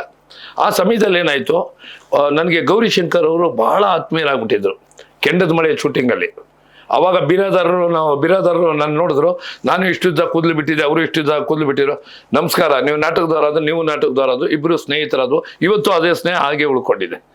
ಆ ಸಮಯದಲ್ಲಿ ಏನಾಯಿತು, ಗೌರಿ ಶಂಕರ್ ಅವ್ರಿಗೆ, ಸರ್ ನೀವೆಲ್ಲ ಮಾಡ್ತಾಯಿದ್ದೀರಿ ಸರ್, ಅಮೇರಿಕಾದಲ್ಲಿ ಭಾಳ ಮುಂದುವರೆದ್ಬಿಟ್ಟಿದೆ ಸರ್ ಫೋಟೋಗ್ರಫಿಲಿ, ನಿಮ್ಗೊಂದು ಪುಸ್ತಕ ತರಿಸ್ಕೊಡ್ತೀನಿ ಸರ್, ಒಬ್ರು ಹೇಳಿದ್ರು ನನಗೆ ಅಂತ ಹೇಳಿದೆ. ನನ್ನ ಫ್ರೆಂಡ್ ಅವ್ರ ಅಕ್ಕ ಭಾರತಿ ಅಂದವರು ವಾಷಿಂಗ್ಟನ್ದಲ್ಲಿದ್ದರು, ಅಮೆರಿಕ ರಾಜಧಾನಿಯಲ್ಲಿ. ಅವ್ರಿಗೆ ಇಲ್ಲಿಂದ ನನ್ನ ಫ್ರೆಂಡ್ ಕಾಗದ ಬರ್ತಾ ಅವರೊಂದು $60 ಆಗುತ್ತೆ. ಆಗಿನ ಕಾಲದಲ್ಲಿ 80ರ ದಶಕದಲ್ಲಿ ನೋಡಿ, ಒಂದು ಪುಸ್ತಕವನ್ನ ತರಿಸ್ರು ಇಷ್ಟುದ್ದ. ಅದರಲ್ಲಿ ಒಂದು ಕಾರ್ನ ಬರ್ನಿಂಗ್ ಮಾಡೋ ಒಂದು ಫೋಟೋ ಇತ್ತು, ಒಂದು 2-3 ಫೋಟೋ. ಒಂದು ನೆಟ್ ಹಾಕಿರ್ತಾರೆ, ಆ ನೆಟ್ಟನ್ನ ಒಂದು 4 ಸೆಕೆಂಡ್ ಉರಿಯುತ್ತೆ, ಆ ನೆಟ್ಟನ್ನು ತೆಗೆದುಬಿಡ್ತಾರೆ, ಕಾರ್ ಹಾಗೆ ಇರುತ್ತೆ. ಇದನ್ನ ಗೌರಿ ಶಂಕರ್ಗೆ ಪ್ರೆಸೆಂಟ್ ಮಾಡಿದೆ. MY ಸೂರು ರಮಾನಂದ್ ಅಂತೇಳಿ, ನನ್ನ ಫೋಟೋ ಅಂಟಿಸ್ಬಿಟ್ಟು ತಗೊಳ್ಳಿ ಸರ್ ಅಂತ ಹೇಳಿದೆ. ಅವರು ನಿಮ್ಗೊಂದು ಅವಕಾಶ ಕೊಡ್ತೀನಿ ಅಂದರು, ಕೊಡಿ ಸರ್ ಅಂತ ಹೇಳಿದೆ. ಆಮೇಲೆ ಏನು ಮಾಡಿದ್ರು, ಬಂದ್ಬಿಡಿ ಅಂತ ಹೇಳಿದ್ರು. ನಮ್ಮ ಕೆಲವ್ರು ಏನು ಮಾಡಿದ್ರು, ರಮಾನಂದ್ ನೀವು ಸ್ವಲ್ಪ ದಪ್ಪ ಆಗಬೇಕು, ಬಿಯರ್ ಕುಡಿಬೇಕು ಅಂದರು. 1 ಬಿಯರ್ ಕುಡೀರಿ ಅಂದರು. ಶಂಕರ್ನಾಗ್ ಜೊತೆ ಹೇಳೋ ಪಾತ್ರ ಚೆನ್ನಾಗಿದೆ ಅಂದರು. ಇನ್ನು ಕೆಲವ್ರು ಏನು ಮಾಡಿದ್ರು, ಸಿನಿಮಾದಲ್ಲಿರೋರು, ಟೆಕ್ನಿಷಿಯನ್ಸು, ನಿರ್ಮಾಪಕ, 1 ಕುಡಿದ್ರೆಲ್ಲ ಆಗಲ್ಲ, 2 ಕುಡಿತಾ ಬನ್ನಿ ಅಂದ್ಬಿಟ್ಟು ದಪ್ಪ ಆಗ್ಬಿಡ್ತೀರಿ ಅಂದರು. ನಾನು ಆಮೇಲೆ ಕೆಲವು ಆರ್ಟಿಸ್ಟು ಹಳಬರಿದ್ದರು, ಅವರು ಹೆಸರು ಚೆನ್ನಾಗಿದೆ, ಮೀಸೆ, ರಾಜ್ಕುಮಾರ್ ಅವ್ರ ಸಿನಿಮಾದಲ್ಲಿ ಮೀಸೆ ದಪ್ಪಕ್ಕೆ ಬಿಟ್ಟಿದ್ರು, ಅವರೆಲ್ಲ ಇದ್ದರು. ಕುಡಿದ್ಬಿಟ್ಟೆ, 1-2 ಕುಡಿದ್ಬಿಟ್ಟೆ. ಸಿನಿಮಾದಲ್ಲಿ ಅವಕಾಶ ಕುಡ್ದಾಗ ಹಿಂದೆ ದಪ್ಪಕ್ಕೆ ಬಿಳೆ ಆಯಿತು, ಕುರ ಎದ್ಬಿಡ್ತು, ಕೂತ್ಕೊಳ್ಳೋಕ್ಕಾಗಲ್ಲ ಇಲ್ಲ. ಗೌರಿ ಶಂಕರ್ಗೆ ಫೋನ್ ಮಾಡಿಬಿಟ್ಟೆ, ಸರ್ ಬರೋಕ್ಕಾಗ್ತಾ ಇಲ್ಲ ಅಂತ. ಆಮೇಲೆ ಇನ್ನೊಂದು ದಿನ ಬನ್ನಿ, ಆ ಪಾತ್ರ ಬೇರೆಯವ್ರಿಗೆ ಇದು ಮಾಡಿ ನಿಮಗೆ ಬೇರೆ ಪಾತ್ರ ಕೊಡ್ತೀನಿ ಬನ್ನಿ ಅಂತ ಹೇಳಿದ್ರು. ವಾಸಿ ಆದಮೇಲೆ ಹೋದೆ. ಆವಾಗ ಕಂಪ್ಲಾಪುರ್ ನಾಗೇಶು, ನಮ್ಮ ಕುಂದಾನಿ ಸತ್ಯನ್ ಬರೋರು, ಆಮೇಲೆ ಭೀಮಾ ನಾಗರಾಜ್ ಬರೋರು, ಆಮೇಲೆ ಇನ್ನು ಕೆಲವು ಡೈರೆಕ್ಟ್ರ್ ನಾಗ್ತೇಳಿ ಚಂದ್ರಶೇಖರ್ ಬರೋರು ನಮ್ಮ ಅಣ್ಣನ ಮಾತಾಡ್ಸೋಕೆ. ಆ ಸಮಯದಲ್ಲಿ ನಾನೇನು ಮಾಡಿದೆ, ಇಲ್ಲಿಗೆ ಬಂದಾಗ ಗೌರಿ ರಂಗಭೂಮಿ ಸೆಟ್ ಹಾಕಿದ್ರು ಕಂಠೀರವ ಸ್ಟುಡಿಯೋದಲ್ಲಿ. ಪಕ್ಕದಲ್ಲಿ ನಾಗಾರ್ಜುನ, ರಜನಿಕಾಂತ್ ಮತ್ತು ಇವರಿದ್ರು, ಯಾರೋ ರವಿಚಂದ್ರ ಅವರು, ಕ್ರಾಂತಿ ಶೂಟಿಂಗು. ಈ ಕಡೆ ಶಾಂತಿ ಕ್ರಾಂತಿ. ಇಲ್ಲಿ ಇದು ಜೋರು ಮಳೆ ಬಂದ್ಬಿಡ್ತು. ನಾನು ಉದಯ್ ಕುಮಾರ್, ನನ್ನ ಆತ್ಮೀಯ ಸ್ನೇಹಿತ, ಕಲಕೆತ್ತರಿ ಉದಯ್ ಕುಮಾರ್ ಅಲ್ಲ. ಆಮೇಲೆ ನಾನು ಗೌರಿ ಶಂಕರ್ಗೆ, ಸರ್ ಈಗ ತಾನೇ ನಾಟಕ ಎಲ್ಲ ಸುತ್ತಾಡ್ಕೊಂಬಂದ್ವಿ. 3 ತಿಂಗಳು ಕಂಟಿನ್ಯೂ ಬೀದಿ ನಾಟಕ ಮಾಡಿದ್ದು. ಇದು ಭಾರತದ ರಂಗಭೂಮಿಯ ಇತಿಹಾಸದಲ್ಲಿ ಪ್ರಪ್ರಥಮ. ಇದು ಇಂಡಿಯನ್ ಗೆಜೆಟೇರಿಯರ್, ಕರ್ನಾಟಕ ಗೆಜೆಟೇರಿಯಲ್ಲಿ 86ನೇ ಇಸ್ವಿಯಲ್ಲಿ ದಾಖಲಾಗಿದೆ. ನಮಗೊಂದು ಅವಕಾಶ ಕಲ್ಪಿಸ್ಕೊಡಿ ಸರ್, ಒಂದು ನಾಟಕ ಮಾಡ್ತಿದ್ದೆ. ಶಂಕರ್ ನಾಗ ಕೇಳಿ ಅಂದರು. ಶಂಕರ್ ನಾಗ್ ಹತ್ರ ಹೋದೆ. ಸರ್ ನಮಸ್ಕಾರ ಸರ್, ಕಮಲಾಪುರ ನಾಗೇಶ್ ಎಲ್ಲ ಬಂದಿರೋ ಒಂದು ಪುಸ್ತಕ ತೊಗೊಂಡೋಗಿದ್ರು ಸರ್, ಯಾವುದೋ ಟೈಗರ್ ಪ್ರಭಾಕರ್ ಅವ್ರದ್ದು ಸಿನಿಮಾ ಮಾಡ್ತಾ ಇರ್ತಾರೆ, ನಿಮಗೂ ಅನುಕೂಲ ಆಗಲಿ ಅಂತೇಳಿ ಕೆಲವು ಪುಸ್ತಕ ಕೊಟ್ಟು ಕಳಿಸಿದ್ದೆ ಸರ್, ಕಾದಂಬರಿಗಳು 30-40 ಕಾದಂಬರಿ ಕೊಟ್ಟು ಕಳಿಸ್ತಿದ್ದೆ. ಅವರು ದುಡ್ಡು ಕೊಡೋರು. ಆಮೇಲೆ ನಾಟಕ ಯಾವ್ದು ಮಾಡ್ತೀರಿ? ಆಂಟಿನ್ ಚೆಕಾಫ್ದು ನಾಯಿ ಮಾಡ್ತೀವಿ. ಸರಿ ಮಾಡಿವಿ ಅಂದರು. ಅನೌನ್ಸ್ ಮಾಡಿಬಿಟ್ರು, ನಾಟಕ ಮಾಡಿಬಿಟ್ಟು. ಏನು ಮಳೆ ಒಂದು 45 ನಿಮಿಷ ನಾಟಕ ಮಾಡಿದ್ವಿ ಇಬ್ರು. ಮಳೆ ಸುರಿತಾನೆ ಇದೆ. ತಿರ್ಗಾ ಶಂಕರ್ ನಾಗ್ ಹತ್ರ ಹೋದೆ, ನನ್ನ ಫ್ರೆಂಡು ನಾವು.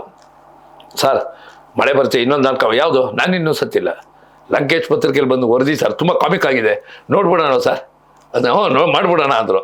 ಸರಿ, ಆ ನಾಟಕ ನೋಡಿದ್ರು, ಖುಷಿ ಆಗೋಯ್ತು. ಅಲ್ಲಿ ಹಾಡಿನ ಸನ್ನಿವೇಶದಲ್ಲಿ ಇದು ಮಾಡಿದ್ರು. ಆ ಡೈಲಾಗಾಗಿ ನಮಗೆ ಸಿಗಲಿಲ್ಲ. ಆವಾಗ ರಮೇಶ್ ಅರವಿಂದ್ ಇದ್ರು, ಅನಂತ್ ನಾಗ್ ಇದ್ರು, ಸುಧೀರ್ ಇದ್ರು, ಬಿರಾದರ್ ಇದ್ರು, ಅರಸೀಕೆರೆ ರಾಜು ಇದ್ರು, ಬ್ಯಾಂಕ್ ಜನಾರ್ದನ್ ಇದ್ರು, ಮಂದೀಪ್ ರಾಯ್ ಇದ್ರು. ಇಡೀ ಕನ್ನಡ ಚಿತ್ರರಂಗದ ಬಹುತೇಕ ಟೆಕ್ನಿಷಿಯನ್ಸ್ ಬೇರೆ ಬೇರೆಯವರು ಎಲ್ಲರೂ ನೋಡಿದ್ರು, ತುಂಬ ಖುಷಿ ಪಡ್ರು, ಅಭಿನಯ ಸಖತ್ತಾಗಿ ಮಾಡ್ತಾರೆ ಇವರು ಅಂತ. ಆ ಸಮಯದಲ್ಲಿ ನಾನು ಇಲ್ಲಿ ಮುಗಿಸ್ಕೊಂಡು ಪಾತ್ರ ನೆಕ್ಸ್ಟ್ರಲ್ಲಿ ಕೊಡೋಣ ಅಂತ ಹೇಳಿದ್ರು ಗೌರಿಶಂಕರ್. ಮೈಸೂರಿಗೆ ಹೊರಟ್ಬಿಟ್ಟೆ. ಮೈಸೂರಿಗೆ ಹೊರಟು ಮಾರನೇ ದಿನದಲ್ಲಿ ಏನಾಗೋಯ್ತು, ಅಲ್ಲಿ ಕೆಂಪು ಗುಲಾಬಿ ಅಂತ ಶೂಟಿಂಗು. ಜಗ್ಗೇಶು ಈಗ ತೀವ್ರ ಒಂದು ಆರೋಗ್ಯದಲ್ಲಿ ತೊಂದರೆ ಆಗ್ಬಿಟ್ಟಿದ್ದಾರೆ. ನಮ್ಮ ವೆಂಕಟೇಶ್ ಅವರು ಮತ್ತು ರಮೇಶ್ ಅವರು 3 ಜನವೂ ಮಾಡ್ತಿದ್ರು. ಕಿಲ್ಲರ್ ವೆಂಕಟೇಶ್ ಅವ್ರು 3 ಜನ ಇದ್ದರು. ಜಗ್ಗೇಶ್ ಅವ್ರು ಬಂದರು ನನ್ನ ಹತ್ರ, ಹಲೋ ನಮಸ್ಕಾರ ಅಂದರು. ತಾನಾಗೆ ಬಂದರು, ನೀವು ಹೊನವಳ್ಳಿ ಕೃಷ್ಣ ಅವ್ರು ಬಿಡದಲ್ಲ ಅಂದರು. ಇಲ್ಲ ಸರ್ ಅಂತ. ಯಾಕೆ ಸರ್? ರಿಸೆಂಬ್ಲೆನ್ಸ್ ಹಂಗೆ ಇತ್ತು, ಅದಕ್ಕೆ ಕೇಳಿದೆ ಅಂದರು. ಇದು ಅವ್ರ ಶೈಲಿ, ಅದು ಅವ್ರ ಮನೆಗೂ ಕರೆಸಿದ್ರು. ಆ ವಿಚಾರನೂ ಹೇಳ್ತೀನಿ. ಏನಂತಂದರೆ ಇದಾಯಿತು. ರಮೇಶ್ ಅರವಿಂದ್ ಬಂದರು, ಸಿಕ್ಕಿದ್ರು. ಅವ್ರು ನನ್ನ ನಾಟಕ ನೋಡಿದ. ಸರ್ ನಮಸ್ಕಾರ ಅಂದೆ. ಹೇಗಿದ್ದೀರಿಪ್ಪ ಅಂದರು. ಚೆನ್ನಾಗಿದ್ದೀನಿ ಸರ್ ಅಂತ ಹೇಳಿದೆ. ಮತ್ತೆ ನಾಟಕ ನಡೀತಾನೆ ಇದೆ ಸರ್, ಅಲ್ಲಿ ಸಿನಿಮಾ ಹೇಳ್ತಾರೆ, ಎಲ್ಲೂ ಡೈಲಾಗ್ ಸಿಕ್ಕಿಲ್ಲ ಸರ್, ಬರೀ ಹಿಂಗೆ ಬಂದು ಹಂಗೆ ಹೋಗೋದೇ ಆಗೋಗಿ, ಒಂದು ಡೈಲಾಗ್ ಸಿಕ್ಕಿದ್ರೆ ಸಾಕು ಸರ್ ಅಂತ ಹೇಳಿದೆ. ವಿಜಯ್ ರೆಡ್ಡಿ ಅವ್ರ ಹತ್ರ ಕರ್ಕೊಂಡವರು, ಧೀರೇಂದ್ರ ಗೋಪಾಲ್ ಇದ್ರು, ಸರಿಗಮ ವಿಜಯ್ ಇದ್ರು. ಅವ್ರು ಹೇಳಿದ ಮಾತಿದು. ವಿಜಯ್ ರೆಡ್ಡಿ ಅವ್ರಿಗೆ, ಸರ್ ಈ ಹುಡುಗ ಭಾಳ ಚೆನ್ನಾಗಿ ನಾಟಕ ಮಾಡ್ತಾರೆ ಸರ್. ನನಗಿದ್ದೆ ನನಗಿದ್ದೆಲ್ಲ, ಈ ಹುಡುಗ ಭಾಳ ಚೆನ್ನಾಗಿ ನಾಟಕ ಮಾಡ್ತಾರೆ ಸರ್, ಎಲ್ಲ ಡೈಲಾಗ್ ಇದ್ರು ಕೊಡಿ ಸರ್ ಅಂತ ಹೇಳೇ ಬಿಟ್ರು. ಒಂದೇ ಡೈಲಾಗ್ ಇರೋದಲ್ರಿ, ರಂಗಭೂಮಿಯವರು ಅಂತ ಹೇಳ್ತೀರಿ ಅಂದರು. ಹೌದು ಸರ್, 3 ತಿಂಗಳು ನಾಟಕನೂ ಮಾಡಿದ್ದೆ, ಮಾಡ್ತೀನಿ ಸರ್. ಒಂದು ಡೈಲಾಗ್ ಕೊಟ್ಟರು ಸಾಕು ಸರ್. ಒಂದು ಡೈಲಾಗ್ ಕೊಟ್ಟರು. ಒಂದೇ ಡೈಲಾಗ್ ಇರೋದು, ತಪ್ಪು ತಿಳ್ಕೊಬಾರ್ದು ಅಂದರು. ದೊಡ್ಡ ಡೈರೆಕ್ಟ್ರು. ಆಮೇಲೆ ಅವರು ಡೈರೆಕ್ಟ್ರಲ್ಲಿ ಕುಂತಿಪುತ್ರ ಮಾಡಿದೆ, ಅದು ಬೇರೆ. ಡೈಲಾಗ್ ಕೊಟ್ಟರು, ಪಟ್ ಅಂತ ಹೇಳಿದೆ. ಧೀರೇಂದ್ರ ಗೋಪಾಲ್ ಇವರು ಬೆನ್ ತಟ್ಟಿದ್ರು, ಶಬಾಷ್ ಅಂದ. ಒಂದೇ ಟೇಕ್ ಬಂದ್ಬಿಟ್ಟೆ. ನನಗೆ ಬಣ್ಣದ ಬದುಕಿಗೆ ಎಂಟ್ರಿ ಡೈಲಾಗ್ ಮುಖಾಂತರ ರಮೇಶ್ ಅರವಿಂದ್ ಕೊಡಿಸಿದ್ದು. ಅವ್ರು ನನ್ನ ಕಾಗದ ಬರೀತಾರೆ. ಯಾವ ಸಿನಿಮಾ ಅದು? ಅದು ಕೆಂಪು ಗುಲಾಬಿ. ಕೆಂಪು ಗುಲಾಬಿ. ನಾನು ಅವ್ರ ಕಾಗದ ಬರೀತಿದ್ದೆ. ಶ್ರೀಗಂಧ ರಿಲೀಸ್ ಆಗಿದೆ. ಇನ್ನೊಂದು ಯಾವುದೋ ಒಂದು ಬರುತ್ತೆ, ಈ ಚಾಮರಾಜಪೇಟೆ ಲಾಡ್ಜಲ್ಲಿ ಅಲ್ಲಿ ಒಂದು ಇದ್ದಾಗ ಅಲ್ಲೊಂದು ಸಿನಿಮಾ ಮಾಡಿದ್ರು. ಆ ಸಿನಿಮಾ ಅದನ್ನೆಲ್ಲ ಕಾಗದ ಬರೆದು ತಿಳಿಸ್ತಿದ್ದೆ. ವಜ್ರಮುನಿಯವರು ಕಾಗದ ಬರೀತಿದ್ದೆ. ವಜ್ರಮುನಿಯವರು ನನ್ನ ಕಾಗದ ಬರೆಯೋರು. ಸರ್ ನಿಮ್ದು ಇತ್ತೀಚಿನ ಒಂದು ಫೋಟೋ ಕಳಿಸಿ ಸರ್ ಅಂತ ಫೋಟೋ ಕಳಿಸಿರೋರು. ಫೋಟೋ ಕಳಿಸಿದಾಗ ಅವ್ರಿಗೊಂದು ಬರೆದಿದ್ದೆ ನಾನು, ಸರ್ ನೀವು ದೊಡ್ಡ ಕಲಾವಿದರು, ನೀವು ಒಂದು ಚಿಕ್ಕ ಪಾತ್ರ ಮಾಡಿಬಿಟ್ಟಿದ್ದೀರಲ್ಲ ಸರ್, ನೀವು ಕಾಗದದಲ್ಲಿ ಬರೆದಿದ್ದೆ ಸರ್. ಅವರು ಯಾವುದು ಅಂತ ಹೇಳಿದ್ರೆ, ಬಲೆ ರಾಣಿಯಲ್ಲಿ ನಾಗಪ್ಪ ಅನ್ನೋರು ಬಲೆಯಲ್ಲಿ ಅಂತ ಕರೀತಾರೆ. ಇವರು ವಜ್ರಮುನಿಯವರು ತಲೆ ಬೋಳ್ಸ್ಕೊಂಡು ನಿಂತಿರ್ತಾರೆ, ಹೀಗೆ ನಿಂತ್ಕೊಂಡು ಆ ಎಣೆ ಎತ್ಕೊಂಡು ಹೋಗುತ್ತೆ. ಓಕೆ ಸರ್ ಅಂದ್ಬಿಟ್ಟು ಎತ್ಕೊಂಡು ನೋಟಾಯ್ತಾ, ಎಸ್ ಬಾಸ್ ಅಂದ್ಬಿಟ್ಟು. ಯಾರು? ವಜ್ರಮುನಿಯವರು. ಈ ಸೀನ್ ನೋಡಿ ಅವ್ರು ಕಾಗದ ಬರೆದಿದ್ದೆ ನಾನು.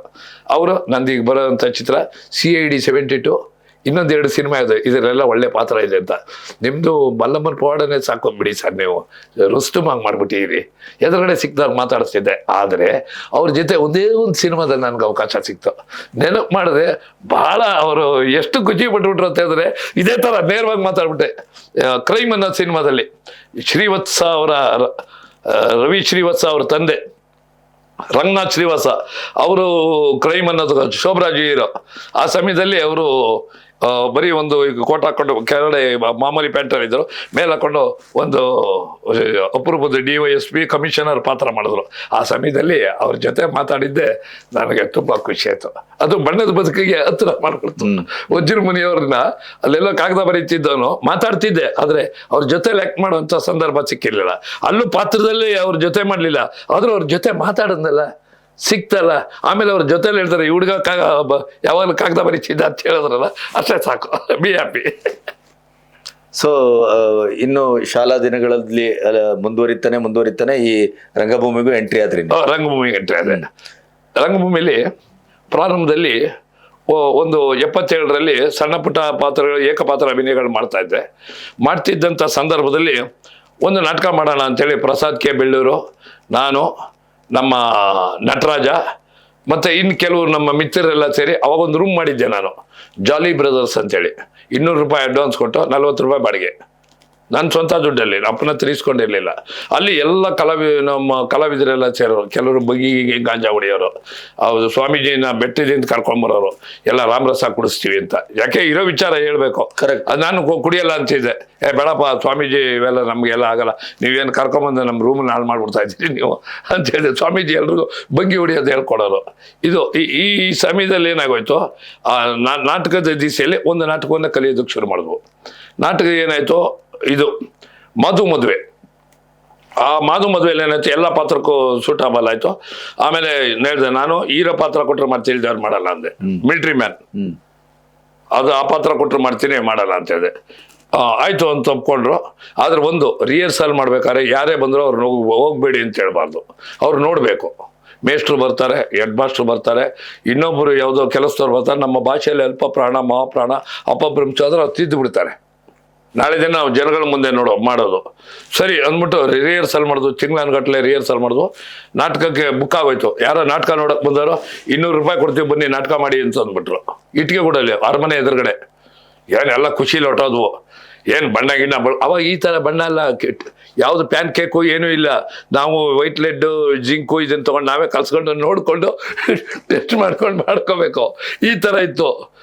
ಸ್ಪಿರಿಟ್ ಗಮ್ಮು ಎಲ್ಲ ಇದರಲ್ಲೇ ಬೇಕಾಯಿತು, ರೆಡಿಮೇಡ್ ಸಿಗ್ತಿರ್ಲಿಲ್ಲ ಅವಾಗ. ಆಯಿತು, ನಾಟಕ ಶುರು ಅಂತ ಹೇಳಿದ್ರು, ಅನೌನ್ಸ್ ಮಾಡಿಬಿಟ್ರು. ನಾನುವೇ ಅಂದ್ಕೊಂಡು ಜನರನ್ನ ಸೇರಿಸ್ಬೇಕಲ್ಲ, ಬನ್ನಿ ನೋಡಿ ಆನಂದಿಸಿ, ಹಿಂದೆಂದು ನೋಡಿದಿರೋ ಅಪೂರ್ವವಾದ ನಾಟಕ ಅಂದ್ಕೊಂಡು ನಾಟಕ ಶುರು ಮಾಡಿದ್ವು. 1/4 ಗಂಟೆ ಆಗಿಲ್ಲ, ನಾಟಕ ಮುಗಿದೋಗ್ತಾ ಇದೆ. 1:15 ಎಲ್ಲ ಫಾಸ್ಟು ಅಂತ ಹೊಡಿತಾ ಇದ್ದಾರೆ ಡೈಲಾಗು. ಎಲ್ಲರೂ ನಾಟಕ ಮುಗಿದು, ನಾನು ಮಿಲಿಟರಿ ಆಫೀಸರು, ಗಲಾಟೆ ಆಗೋಯ್ತಲ್ಲಿ. ನಾಟಕ ಮಧ್ಯ ನೋಡುಗರಲ್ಲಿ ಅಲ್ಲೆಲ್ಲ ಒಂದು ಗಲಾಟೆ ಆಗ್ಬಿಡ್ತು. ಆ ಗಲಾಟೆ ಅರ್ಧ ಗಂಟೆ ಮೇಲೆ ನಡೆದ್ಬಿಡ್ತು. ನಾನಿದ್ದವ್ರಲ್ಲಿ ಈಗ ದುಡ್ಡು ಕೊಟ್ಟವ್ರು ನಮಗೆಲ್ಲ ಹೊಡೆದ್ಬಿಡ್ತಾರೆ. ಈಗ ಅಲ್ಲೆಲ್ಲ ಇಲ್ಲಿ ಗಲಾಟೆ ಆಗುತ್ತೆ. ಈಗ ಒಂದು ಕೆಲಸ ಮಾಡಿ, ನೀವು ಏನೇನು ಮಾತಾಡ್ತೀರಿ ಅದಕ್ಕೆ ನಾನು ಸೇರಿಸ್ಕೊಂಡು ಮಾತಾಡ್ಬಿಡ್ತೀನಿ, ಸುಮ್ಮನೆ ಆಗ್ಬಿಡಿ. ಅವಾಗ ಅವ್ರಿಗೆ ಗೊತ್ತಾಗಲ್ಲ, ಅವ್ರಿಗೆ ನಾವು ಪ್ರಾಕ್ಟೀಸ್ ಮಾಡಿದ್ದೀವಿ ಅನ್ಕೋತಾರೆ.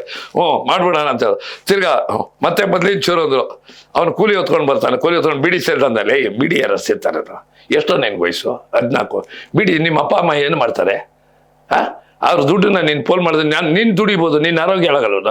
ನೀವು ಅಪ್ಪ ಅಮ್ಮನೇನ ಈ ಥರದ ಡೈಲಾಗನ್ನೆಲ್ಲ ಎಕ್ಸ್ಟ್ರಾ ಸೇರಿಸ್ಬಿಟ್ಟೆ. ಹಾಶೂರ್ ನಾಟಕ 2 ಗಂಟೆ ಟೈಮ್ ನಾಟಕ ಬಂದ್ಬಿಡ್ತು. ಆ ನಾಟಕ ನೋಡಿದ್ರು ಬೇರೆ ಕಡೆ ನಮ್ಗೆ ಅವಕಾಶ ಕೊಟ್ಬಿಟ್ಟು 16 ಕಡೆ ನಾಟಕ ಪ್ರದರ್ಶನ ಆಗೋಯ್ತು. ಆಮೇಲೆ ಏನಾಯ್ತು, ಬೇರೆ ಬೇರೆ ತಂಡಗಳಲ್ಲಿ ಮಾಡಬೇಕು. ಯಾಕೆ ನಮ್ದೇನ ತಂಡ ಅಂದ್ರೆ, ನನ್ನ ತಂಡ ಇದೆ ಈಗ 50 ವರ್ಷಕ್ಕೆ ಬಂದಿದೆ, ಗೆಜ್ಜೆ ಜರಂಗ ತಂಡ. ಅವಾಗ ಅಮರ್ ಕಲಾ ಸಂಘ ಅಂತ ಹೇಳಿದ್ರೆ ಮೈಸೂರಲ್ಲಿ ಭಾಳ ಫೇಮಸ್ಸು, ವಾಸು ಅವ್ರದ್ದು. ಆ ನಾಟಕದಲ್ಲಿ ಅಲ್ಲೋದೆ. ಅಲ್ಲೇನಾಯ್ತು, ಒಂದು BV ಕಾರಂತರು ಒಂದು ಇನ್ನೂ ಇದಾಗಿರಲಿಲ್ಲ, ರಂಗಾಯಣ ಪ್ರಾರಂಭ ಆಗಿರಲಿಲ್ಲ. ಆ ಸಮಯದಲ್ಲಿ ಏನಾಯಿತು, BV ಕಾರಂತರು ನಮ್ಮ ನಾಟಕವನ್ನು ನೋಡುವಂಥ ಒಂದು ಸೌಭಾಗ್ಯ ನಮಗೆ ಸಿಕ್ತು. ನೋಡ್ಬಿಟ್ಟು ಅವರ ಅನಿಸಿಕೆ ಅಭಿಪ್ರಾಯವನ್ನು ಬರೆದ್ರು. ಅದೊಂದು. ಇನ್ನು ರಂಗಾಯಣನೇ ಪ್ರಾರಂಭ ಆಗಿರಲಿಲ್ಲ. ಆ ಸಮಯದಲ್ಲಿ ಏನಾಯಿತು, ಧಾರವಾಡಕ್ಕೆ ಹೋಗಿದ್ವು. ಧಾರವಾಡದಲ್ಲಿ ಒಂದು ಬೀದಿ ನಾಟಕವನ್ನು ಮಾಡಿದ್ರು. ಬೀದಿ ನಾಟಕ ಮಾಡ್ತಿದ್ದಾಗ ಅಲ್ಲಿ ಗೋಪಾಲಕೃಷ್ಣ ನಾಯ್ರಿ, ಜೆನ್ನಿ, ಜನಾರ್ದನ ಅವರೆಲ್ಲ ಇದ್ದವ್ರು ಏನು ಮಾಡಿದ್ರು, ನಾನು ನಾಯ್ರಿಯವರೇ BV ಕಾರಂತರ ಎದುರುಗಡೆ ಒಂದು ನಾಟಕ ಮಾಡೋದಕ್ಕೆ ಅವಕಾಶ ಕೊಡಿ. ಅವತ್ತೊಂದು ನಾಟಕ ನೋಡಿದ್ರು, ಇವತ್ತೊಂದು ನಾಟಕ ಮಾಡ್ಬಿಡ್ತೀವಿ, ಮಾಡಿ ಹೇಳ್ತೀನಿ ಅಂದ್ರು. BV ಕಾರಂತರು ಒಪ್ಪಿಗೆ ಕೊಟ್ಬಿಟ್ರು. ಅವಾಗ ರಂಗಾಯಣಕ್ಕೆ ಶಿಬಿರಾರ್ಥಿಗಳನ್ನ ಆಯ್ಕೆ ಮಾಡ್ಕೊಳ್ತಿದ್ರು. ಆಸಕ್ತರು ಇದ್ರು, ಈಗ ವಯಸ್ಸಾಗ್ಬಿಟ್ಟು ಆಸಕ್ತರು ಇದ್ರು. ಎಲ್ಲ ಆಯ್ತು, ನಾಟಕ ನೋಡಿದ್ರು ಎಲ್ಲರೂ. ಅವ್ರ ಜೊತೆಲಿ ಶಿಬಿರಾರ್ಥಿಗಳ ಜೊತೆಗೆ ಬೇರೆಯವರು ಗುಂಪಾಗಿ ಸೇರಿ BV ಕಾರಂತ ಒಂದು ಪೇಪರ್ನಿಗೆ ಬಡಿಸಿದೆ. ಕಲಾವಿದರಿಗೂ ಹೊಟ್ಟೆ ಇರುತ್ತೆ ಅಂದ್ಬಿಟ್ಟು 100 ರೂಪಾಯಿ ಹಾಕಿದ್ದೆ. ಅವರೇ ಕಲೆಕ್ಷನ್ ಮಾಡಿದ್ರು. ಆಮೇಲೆ ನಾಯಿಗೆ ಅವ್ರು ಇಸ್ಕೊಂಡ್ರು. ಎಲ್ಲರ ಹತ್ರನ ಕಲೆಕ್ಷನ್ ಮಾಡಿಬಿಟ್ಟು ಕೊಟ್ಬಿಟ್ರು. ನಾಟಕ ಮುಗೀತು. ಸರ್ ಬರ್ತೀವಿ ಸರ್ ಅಂತ ಹೇಳಿದ್ವು. ಸಾಯಂಕಾಲ ಅಲ್ಲಿ ನಮಗೆ ನಾಟಕಕ್ಕೆ ಪ್ರಶಸ್ತಿ ಕೊಡ್ತಿದ್ದಾರೆ. ಸೆಕೆಂಡ್ ಪ್ರೈಸ್ ಬಂದ್ಬಿಟ್ಟು 50 ನಾಟಕಗಳ ಸ್ಪರ್ಧೆ, ಸವಾಯಿ ಗಂಧರ್ವಾಲ ಹುಬ್ಬಳ್ಳಿಯಲ್ಲಿ. ನಾವದು ಗೋಪಾಲಕೃಷ್ಣ ನಾಯ್ರಿ ಅವರು ಆತ್ಮೀಯರು, ಅವ್ರಿಗೂ ಹೇಳಲಿಲ್ಲ, ಕಾರಂತರಿಗೂ ಹೇಳಲಿಲ್ಲ. ಸೀದಾ ಅಲ್ಲಿ ಹೊಟ್ಟೋದ್ವು ನಾವು. ಹೋಗ್ಬಿಟ್ಟು ಹೌಸ್ಫುಲ್ ಆಗ್ಬಿಟ್ಟಿದೆ. ಸವಾಯಿ ಗಂಧರ್ವಾಲು ಕೂತಿದ್ದೀವಿ. ಅವರು ವೇದಿಕೆ ಮೇಲೆ ಬಂದು ಕೂತರು. ಎಲ್ಲ ಶೀಲ್ಡ್ಗಳೆಲ್ಲ ಇದೆ ವೇದಿಕೆಯಲ್ಲಿ, ದೊಡ್ಡ ಸ್ಟೇಜ್ ಅದು. ಬಂದರು, ಈಗ ನೋಡಿದ್ರು, ಮೈಕ್ ಹಿಡ್ಕೊಂಡ್ರು. ನಿಂತರು. ಮೈಸೂರು ರಮಾನಂದ ಅವ್ರು ವೇದಿಕೆಗೆ ಬರಬೇಕು ಅಂದರು. ಹೋದೆ, ಚೆಕ್ಕಿಗೆ ಕೊಟ್ಟರು, ವಾಪಸ್ ಹೇಳ್ಕೊಂಬಿಟ್ರು. ಚೆಕ್ಕಿಗೆ ಕೊಟ್ಟರು, ನಿಮ್ಗೆ ಕೊಡಲ್ಲ ಅಂದರು. ಓ, ಇಬ್ರು ನಾಟಕ ಮಾಡಿದ್ದಳು, ಬಹುಶಃ ಅವ್ನು ಕರೆದು ಕೊಡ್ಬೋದು ಅನ್ಕೊಂಡು ಸುಮ್ಮನಾದೆ. ಉದಯ್ ಕುಮಾರ್ ಬರಬೇಕು ಉದಯ್ ಕುಮಾರ್ ಅಂದರು, ಅವರೇ ಕರೆದ್ರು. ಉದಯ್ ಕುಮಾರ್ ಬಂದರು, ಈಗಿಟ್ರು. ತಿರ್ಗಾ ನಿಮ್ಗೂ ಕೊಡಲ್ಲ ಅಂದರು. ಜನ ಓ ಅಂತ ನಗ್ತಾ ಇದ್ದಾರೆ. ಸರ್, ನೀವೇ ಈಗ ತಾನೇ ಅಲ್ಲಿ ನಾಟಕ ಮಾಡಿದ್ದೀರಿ ಧಾರವಾಡದಲ್ಲಿ ಮಧ್ಯಾಹ್ನ.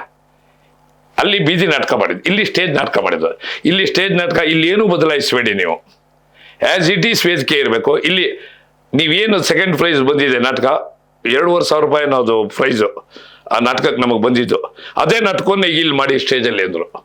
ಕೆಳಗಡೆ ಎಳೆದ್ಬಿಟ್ರು. ಸರಿ, ನಾಟಕ ಅಂದ್ರೆ ನಮಗೆ ನಾವು ತಾಯಿ ತಂದೆಗೆ ಎಷ್ಟು ಗೌರವ ಕೊಡ್ತೀವಿ, ಗುರುಗಳಿಗೆ ಅಷ್ಟೇ ಗೌರವ ಅದಕ್ಕೂ ಕೊಡ್ತೀವಿ. ಅಲ್ಲಿ ಕೆಟ್ಟ ಕೆಲಸ ಏನೋ ಮಾಡೋದೇ ಇಲ್ವಲ್ಲ. ಸರಿ, ನಾಟಕ ಮಾಡೋದು, ನಾಟಕ ಎಲ್ಲ ನೋಡಿದ್ರು, ಫುಲ್ ಖುಷಿಯಾಗೋದ್ರು. ಆಮೇಲೆ ಕಾರಂತರದ್ದು ಮಾತಾಡಿದ್ರು, ನೋಡಿ ಇವ್ರು ನಾಟಕ ಮಾಡಿದ್ದಾರೆ ಸರ್, ಇನ್ನೂ ಒಂದು ನಾಟಕ ಮಾಡ್ತೀವಿ ಆಮೇಲೆ ಕ್ಯಾಂಟೀನ್ ಹತ್ರ. ನೋಡಿ, ಅವ್ರು ನಾಟಕ ಮಾಡ್ತೀನಿ ಅಂತ ಹೇಳ್ತಾರೆ, ಅಲ್ಲಿ ನಾಟಕ ನೋಡಿ, ನಾಟಕ ಮಾಡಿದ್ಮೇಲೆ ಅವ್ರಿಗೆ ದುಡ್ಡು ಕೊಡೋದನ್ನ ಮರಿಬೇಡಿ ಅಂದ್ರು. ಇದು ಕಾರಂತರ ಜೊತೆ ಅವ್ರು ಬರ್ದಿದ್ದಾರೆ. ಹೊಗಳಿ ಒನ್ನ ಚೂಲಕ್ಕೇರಿಸಿದಯ್ಯ, ಅದಾಗಬಾರ್ದು. ಚರಿತ್ರೆಯಿಂದ ನಾವು ಕಲಿಯಬೇಕು. ನೋಡಿ, ಲಂಕೇಶು, ಚಂಪಾರವರು, ಸಿದ್ಧಲಿಂಗಯ್ಯ ಮುಂತಾದವ್ರ ಕವಿತೆಗಳ ಜೊತೆ ನಿಮ್ಮ ಕವಿತೆಯನ್ನು ಸೇರಿಸ್ಕೊಂಡು ನಾಟಕಕ್ಕೆ ಮಾಡಿ ಅಂತೇಳಿ ಬರ್ದಿದ್ದಾರೆ. ಅದು ಬರ್ದಿದ್ದೇನಾಗೋಯ್ತು, ನಮಗೆ ಹೆಚ್ಚಿನ ರೀತಿ ಖುಷಿ ಕೊಡ್ತು. ಆಮೇಲೆ ತಿರ್ಗಾ ಮತ್ತೊಮ್ಮೆ ನಾಟಕ ನೋಡಿದ್ರು. ಆ ಎಂಕರೇಜ್ಮೆಂಟ್ ಇದೆಯಲ್ಲ, ಅದನ್ನ ಮರೆಯೋಕೆ ಆಗಲ್ಲ. ಯಾಕೆಂದ್ರೆ ಅವರು ಬಿ ವಿ ಕಾರಂತರು ರಾಜ್ಕುಮಾರ್ ಅವ್ರ ತಂದೆ ಜೊತೆಯಲ್ಲಿ ಪಾತ್ರವನ್ನು ಮಾಡಿದ್ದಂತ. ಹೌದು ಹೌದು, ಅದೆಲ್ಲೂ ನನ್ನ ಹತ್ರ ಹೇಳೋರಲ್ಲ ಸರ್. ನಾನು ನಿಮ್ಮ ಶೈಲಿ ನಾಟಕ ಚೆನ್ನಾಗಿದೆ, ಇದೇ ಶೈಲಿ ಮುಂದುವರಿಸಿ ಅನ್ನೋರು. ಆಮೇಲೆ ಒಂದು ಮಾತಾಡಿದ್ರು, ನಾಟಕ ಮಾಡ್ಬೇಕಾದ್ರೆ ಮಧ್ಯ ಚಿಕ್ಕ ಕವನಗಳನ್ನ, ಚುಟುಕಗಳನ್ನ ಸೇರಿಸ್ಕೊಳ್ಳಿ, ನಾಟಕಕ್ಕೆ ಪ್ರಬುದ್ಧತೆ ಬರುತ್ತೆ ಅಂತ ಹೇಳಿದ್ರು. ಅದರಿಂದ ಏನು ಮಾಡಿದೆ, ನಾನು ಯಾವುದೇ ನಾಟಕ ಮಾಡ್ಬೇಕಾದ್ರೂ ಸಣ್ಣ ಪದ್ಯಗಳನ್ನ ಸೇರಿಸೋದಕ್ಕೆ ಶುರು ಮಾಡಿದೆ. ಈಗ ಹೇಗೆ ಅಂತ ಹೇಳಿದ್ರೆ, ಒಂದು ಉದಾಹರಣೆಗೆ, ಈಗ ಮೊನ್ನೆ ಒಂದು ನಾಟಕ ಮಾಡಿದೆ, ಅಲ್ಲೇನು ಮಾಡಿದೆ, ಏನಿಲ್ಲ ಇವತ್ತು ಎಲ್ಲ ಇದೆ ಆದ್ರೆ ಏನೂ ಇಲ್ಲ ಅಂತ ಹೇಳ್ತಾರೆ. ಇಲ್ಲ ಇಲ್ಲ ಇಲ್ಲ ಇಲ್ಲ ಇಲ್ಲ ಅದೇನಿಲ್ಲ ಇಲ್ಲ, ನೋಡೋಣ ಬನ್ನಿ ಎಲ್ಲ. ವೆಹಿಕಲ್ಗೆ ಬೀಗದ ಕೀನೇ ಇಲ್ಲ, ಟ್ಯೂಬ್ಲೆಸ್ ಟೈರೇ ಎಲ್ಲ, ಹಾಕೋ ಬಟ್ಟೆಗೆ ತೋಳೆ ಇಲ್ಲ, ಮೊಬೈಲ್ ಮುಂದೆ ನೀವು ಏನೇನು ಇಲ್ಲ. ಇಲ್ಲ ಇಲ್ಲ ಇಲ್ಲ ಇಲ್ಲ ಇಲ್ಲ ಅದೇನಿಲ್ಲ ಇಲ್ಲ, ನೋಡೋಣ ಬನ್ನಿ ಎಲ್ಲ. ಯುವಕರಿಗೆ ಉದ್ಯೋಗವೇ ಇಲ್ಲ, ರೂಪಾಯಿಗೆ ಬೆಲೆನೇ ಇಲ್ಲ, ಕಲೆಗೆ ನೆಲೆನೇ ಇಲ್ಲ, ಕೆಲವರಿಗೆ ಮಾನನೇ ಇಲ್ಲ, ದುರಾಸೆ ಡಂಬಾಚಾರಕ್ಕೆ ಫುಲ್ ಸ್ಟಾಪೇ ಇಲ್ಲ. ಇಲ್ಲ ಇಲ್ಲ ಇಲ್ಲ ಅದೇನಿಲ್ಲ ಇಲ್ಲ, ನೋಡೋಣ ಬನ್ನಿ ಎಲ್ಲ. ಈ ತರ ಪ್ರಭಾವ ಆಗ್ಬೇಕಾದ್ರೆ ಬಿ ವಿ ಕಾರಂತರು ಹೇಳಿದ ಮಾತ್ರಿಂದ ಸಣ್ಣ ಚುಟುಕಗಳನ್ನ ಸೇರ್ಸೋದ್ರ ಜನ ನಮಗೆ ಹಿಡಿತಕ್ಕೆ ಸಿಗಾಕೊಂಡ್ಬಿಡೋ ಹೋಗ್ತಾ ಇರಲಿಲ್ಲ. ಕರೆಕ್ಟ್. ಇದು ಅನುಕೂಲ ಆಗೋದು. ಅಂದ್ರೆ ಅದಕ್ಕೆ ದೊಡ್ಡವ್ರು ಹೇಳಿಯಾರ ನೋಡಿ, ನೋಡಿ ತಿಳಿ ಮಾಡಿ ಕಲಿ. ಕರೆಕ್ಟ್. ಆ ತರ ಮಾಡ್ಕೊಂಡು ಮುಂದುವರಿತಾ ಇದ್ದಾರೆ.